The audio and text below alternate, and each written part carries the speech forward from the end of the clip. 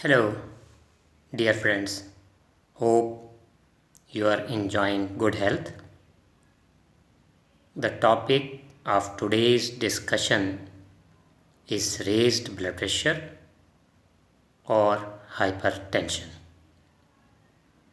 Hypertension or raised blood pressure is termed as a silent killer because most of the times blood pressure does not manifest itself in the form of some minor symptoms. Instead, it may present for the very first time in the form of one of its deadliest complications like stroke, heart attack, and kidney failure. The question is, what should be the ideal blood pressure? The upper blood pressure, or in medical terms, systolic blood pressure, should be less than 120 millimeter of mercury, and lower blood pressure, or in medical terms, diastolic blood pressure, should be less than 80 millimeter of mercury. Systolic blood pressure between 120 to 129 and diastolic blood pressure less than 80 is termed as elevated blood pressure. Systolic blood pressure in the range of 130 to 139 millimeter of mercury and diastolic blood pressure in the range of 80 to 89 millimeter of mercury is termed as stage 1 hypertension, and systolic blood pressure more than 140 millimeter of mercury as well as diastolic blood pressure more than 90 millimeter of mercury is termed as stage 2 hypertension. However, there is some difference of opinion that which patients should be treated with drugs. Either the patients with blood pressure more than 130 by 80 or the patients with blood pressure more than 140 by 90 should be treated with drugs.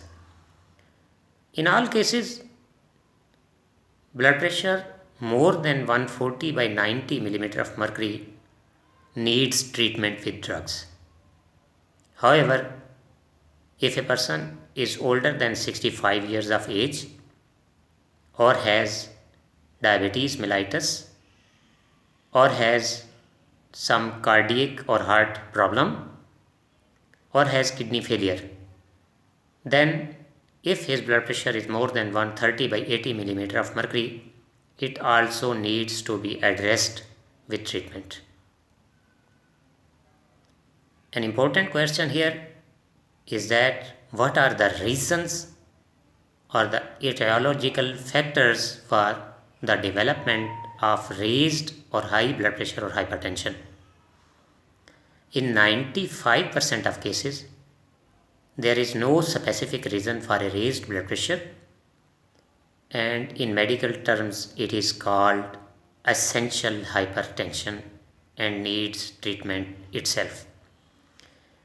In less than 5% of cases, the raised blood pressure is usually due to some other disease, and the treatment of that disease may help in controlling the raised blood pressure. What are the complications of raised blood pressure? These include stroke, heart attack, kidney failure, impaired vision, as well as tear in our aorta, which is termed as aortic dissection and is one of the immediate life-threatening complications of long-standing hypertension or raised blood pressure. Now, coming towards the treatment, lifestyle modification is top of the list, and this lifestyle modification includes daily 40 to 45 minutes brisk walk as well as restriction of salt intake.